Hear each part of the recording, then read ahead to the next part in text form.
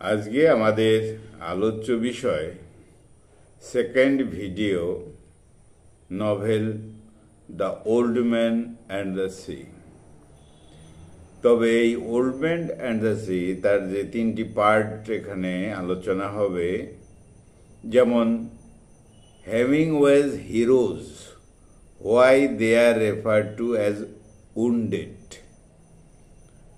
আলোচনা হবে as an epic saga or indomitable fisherman, সেই নিয়ে আলোচনা হবে।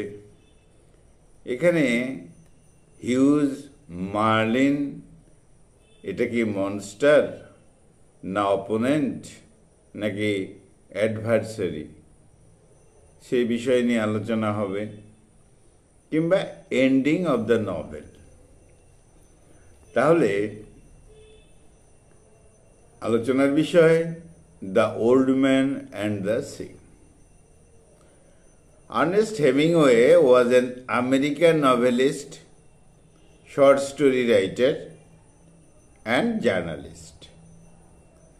Some of his works have become classic of American literature.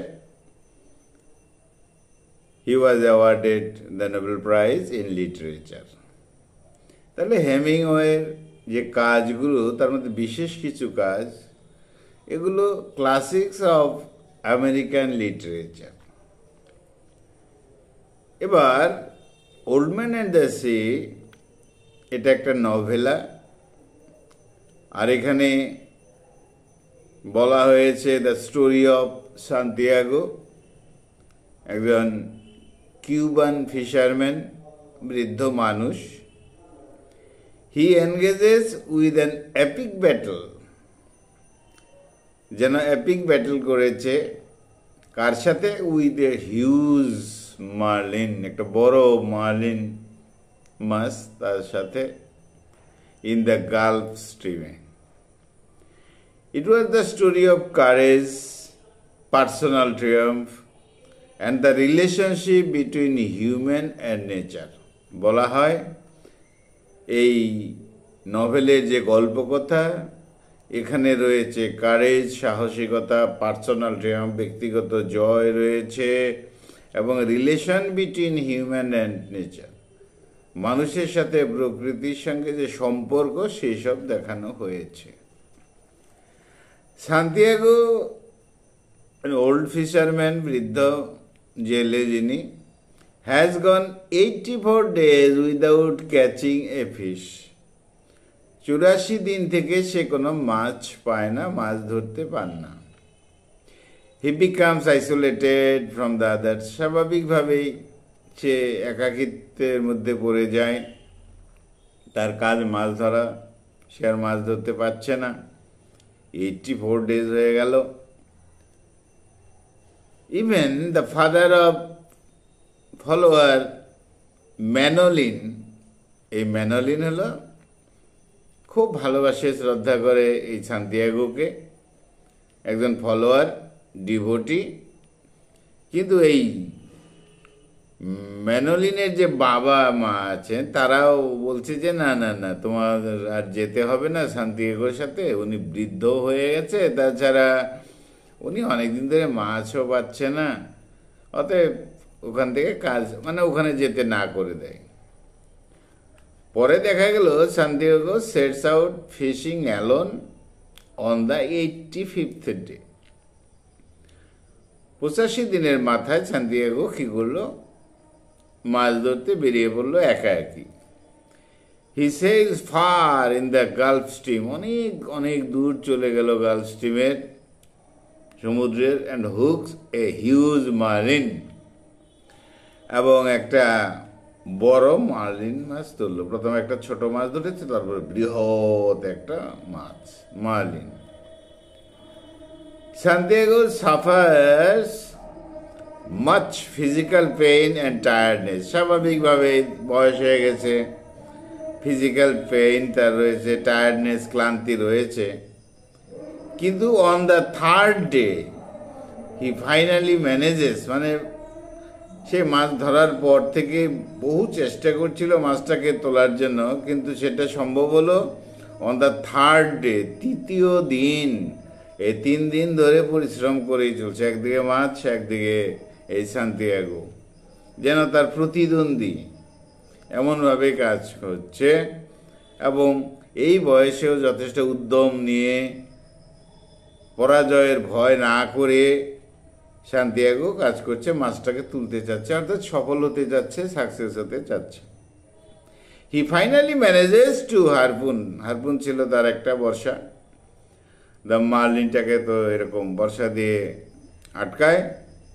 After a long struggle to the side of his boat, এবং এই 3 দিন পরে ধীরে ধীরে মাছটাকে নৌকার কাছে, বোটের কাছে নিয়ে আসতে পারল। As Santiago sails back to the shore, সে এবার চেষ্টা করছে সান্তিয়াগো সমুদ্র সৈকতের দিকে যাওয়া যায়।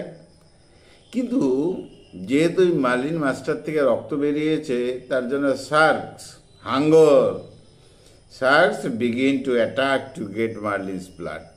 শার্করা কী করতো, ওই মার্লিনের রক্তের প্রতি এডিক্টেড হয়ে যেত। তার জন্য যেহেতু বর্ষা হারপুন মেরেছিল, সেই জন্য জলের মধ্যে স্বাভাবিকভাবেই মার্লিনের তো রক্ত ঝরেছে, আর সেই লোভে একাধিক শার্ক এসে আক্রমণ করেছে। কিলিং সেভারেল নদীতে হারপুন চেষ্টা করেছে এবং কয়েকটা হাঙ্গরকে মেরেও ফেলেছে। দো এক্সস্টেড, যথেষ্ট তিনি ছিলেন টায়ার্ড, কিন্তু সান্তিয়াগো রিটার্নস টু হিজ হাট, ফিরে আসতে পারলেন তার কুটিরে, অ্যান্ড ফিলস এ স্লিপ, ঘুমিয়ে পড়লেন, গভীর নিদ্রায়। 3 দিন ধরে পরিশ্রম হয়েছে এই বয়সে। পরের দিন সকালে the villagers surprise to see the size of the marlin skeleton. মার্লিনের স্কেলিটন কেন, কঙ্কালটা কেন? কারণ ওই অনেকগুলো শার্ক এসে ওই মার্লিন মাছটার মাংসটাই নিয়ে নিয়েছে, এবার বৃহৎ একটা কঙ্কাল পড়ে রয়েছে। দো Santiago has lost the physical strength, হ্যাঁ বলা হচ্ছে যে এই বয়সে তিনি ফিজিক্যাল স্ট্রেংথ হারিয়ে ফেলেছেন, but he has proven he is undying spirit, কিন্তু তার মনের মধ্যে একটা পাওয়ার আছে, শক্তি আছে এই বয়সেও, এটা তিনি প্রমাণ করেছেন। যাই হোক, the novel explores the themes of কারেজের কথা আছে, প্যাশেন্সের কথা আছে, ডিগনিটির কথা আছে, ম্যানস রিলেশনশিপ নেচার, সে কথা রয়েছে। আর সান্তিয়াগো স্ট্রাগল করেছেন উইথ দ্য মার্লিন, সিম্বলাইজ করেছে the universal battle between human strength and forces of nature, সেই বিষয়টা এখানে আলোচিত হয়েছে। সান্তিয়াগোর যে story is a tribute to human courage and determination. মানুষের শক্তি, মানুষের দৃঢ়তা থাকলে সে যে বয়সেই হোক কাজ করতে পারে এবং অনেক বড় কাজ করতে পারে। তাহলে হেমিংওয়ের পরবর্তী যে বিষয়টা নিয়ে আলোচনা, যে আর্নেস্ট হেমিংওয়ের যে হিরোজ, সেই হিরোরাদেরকে রেফার টু উন্ডেড, তাদেরকে উন্ডেড দেখানো হয়েছে এবং বলা হয় যারা উন্ডেড, আহত, মনের দিক থেকেও আহত হয়, অর্থাৎ ফিজিক্যালি মেন্টালি তাদেরকে আহত দেখানো হয়, ক্ষতবিক্ষত দেখানো হয়। সেই জন্য বলাই হয় যে হেমিংওয়ের যে হিরোগুলো তারা এরকম ভেতরে বাইরে উন্ডেড থাকে, because they exemplify a sense of psychological, emotional and physical trauma. দেখানো হয় তারা সাইকোলজিক্যালি কোনো প্রবলেমে রয়েছে, ক্ষত বিক্ষত হয়েছে, ইমোশনালি হয়েছে বা ফিজিক্যালি হয়েছে, এখানেও তাই দেখানো হয়েছে। সেই জন্য এই হেমিংওয়ের যে হিরোজ, এখানে যেন দেখানো হয় তাদের স্পিরিট ইন পেইন, কোনো যন্ত্রণার মধ্যেও তাদের স্পিরিট আছে, লসের মধ্যেও তাদের স্পিরিট আছে, অ্যান্ড ডিসইলিউশনমেন্ট, যত প্রবলেম আসে তার মধ্যে সে দাঁড়িয়ে থাকে। এবার আমরা একটা উদাহরণ দিতে পারি এখানে, যেমন ফ্রেডেরিক হেনরি তার এক লেখা এ ফেয়ারওয়েল টু আর্মস, সেখানে এই হেনরিকে দেখানো হয়েছে অ্যাজ অ্যান অ্যাম্বুলেন্স ড্রাইভার। সেই ওয়ার্ল্ড ওয়ার ফার্স্ট সেই সময়ের একজন অ্যাম্বুলেন্স ড্রাইভার। সে ফিজিক্যালি উন্ডেড হয়ে যায় ইন ব্যাটল, শারীরিকভাবে উন্ডেড হয়ে যায়, but he is emotionally marked by the horrors of war and the death of his beloved Catherine Barkley. দেখা যায় যে শারীরিকভাবে ক্ষতবিক্ষত হয়েছে, কিন্তু মানসিকভাবে যথেষ্ট স্ট্রেংথ তার রয়েছে, অর্থাৎ যুদ্ধের ভয়াবহতা সহ্য করেছে। তার মধ্যে তাকে সহ্য করতে হয়েছে তার যে প্রেমিকা, তার মৃত্যু, ক্যাথারিন বার্কলে। পরবর্তী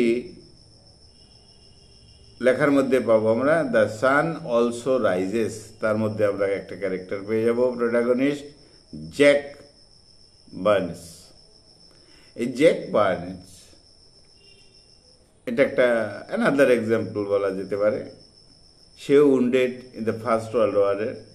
আচ্ছা, Jake symbolises emotional and spiritual disconnection, এমন বিষয় দেখানো হয়েছে। তাহলে এই ফ্রেডরিক হেনরি এখানে হলো জ্যাক বার্নস, ঠিক তেমনটি যেন এই ওন্ডেড হিরোদের মধ্যে সান্তিয়াগো পড়ে যায় in the old man and the C. এখানে এই বৃদ্ধ মানুষটি যথেষ্ট পঙ্গু হয়ে যায়নি, হতাশ হয়নি, পরাজিত হয়নি। যখন মার্লিনের অর্থাৎ একটা শক্তির বিরুদ্ধে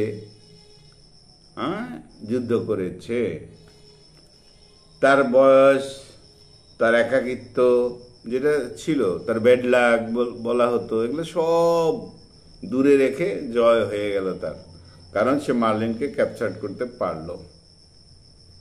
তাহলে লিটারাল অ্যান্ড সিম্বলিক ভাবেই কিন্তু এই মার্লিন এখানে কিন্তু স্বাভাবিকভাবেই এখানে রূপক অর্থে ব্যবহার করা হয়, আক্ষরিক অর্থে ব্যবহার করা হয়।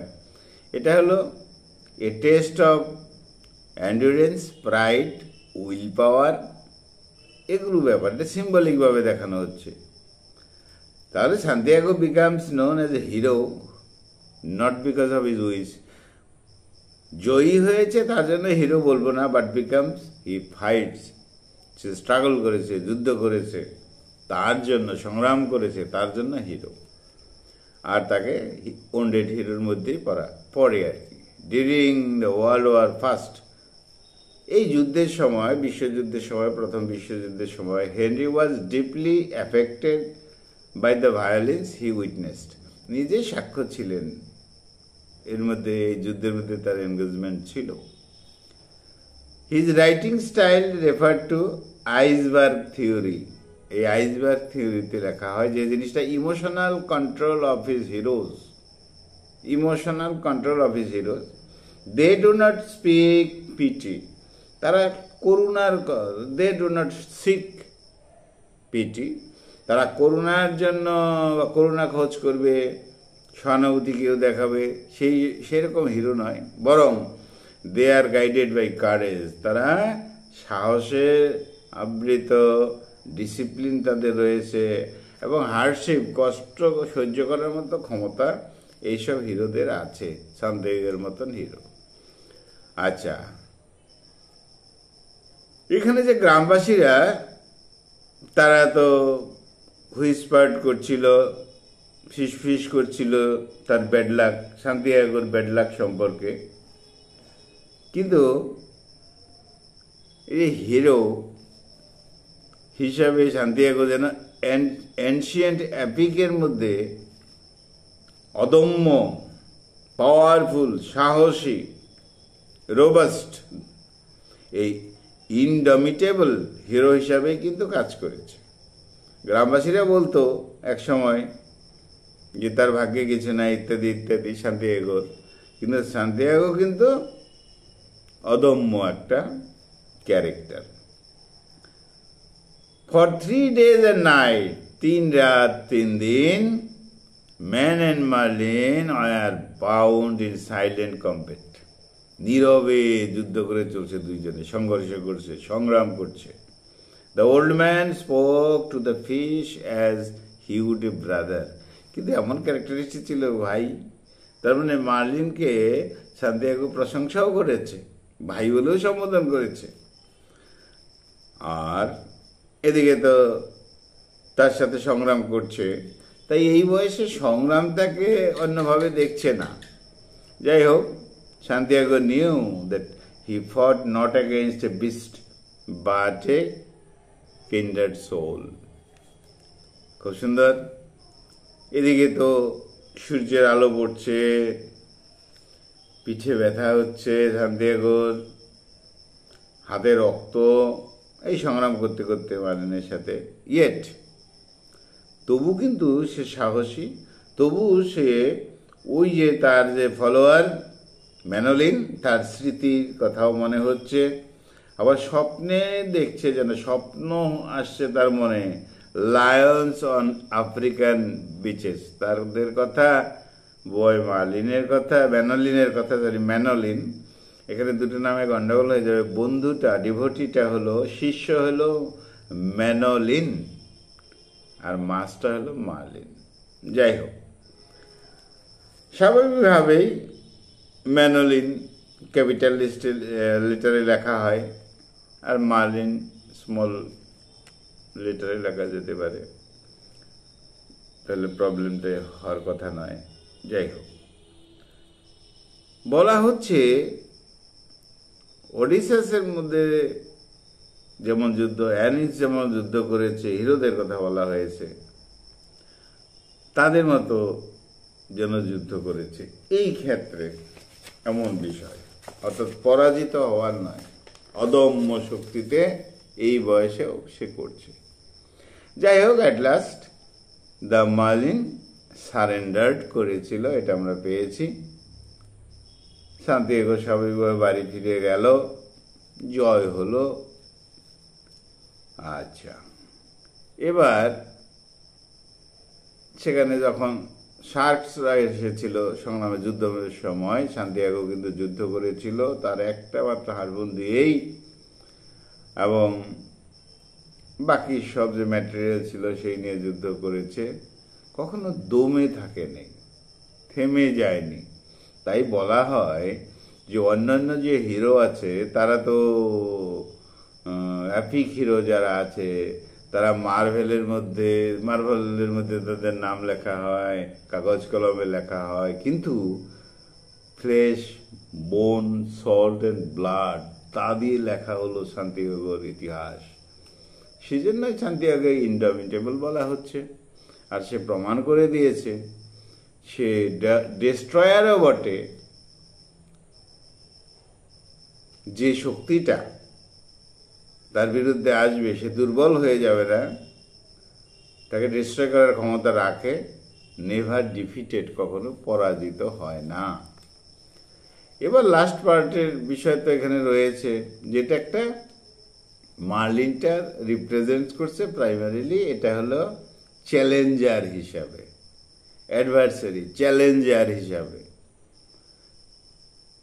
এটা সিম্পলি একটা জায়েন্ট নয়, হ্যাঁ, অপশক্তিও নয়, এটা একটা চ্যালেঞ্জার হিসাবে কাজ করেছে। এখানে symbol of challenge, respect, identity of struggle, এটাই বোঝানো হয়েছে। তাই marlin is not a monster, evil sense এরকমভাবে ভাবার কিছু নেই। এখানে রিপ্রেজেন্ট করছে কাইন্ড অফ নোবেল অপোনেন্ট, প্রতিপক্ষ, ভালো প্রতিপক্ষ, এভাবেই কল্পনা করা হচ্ছে।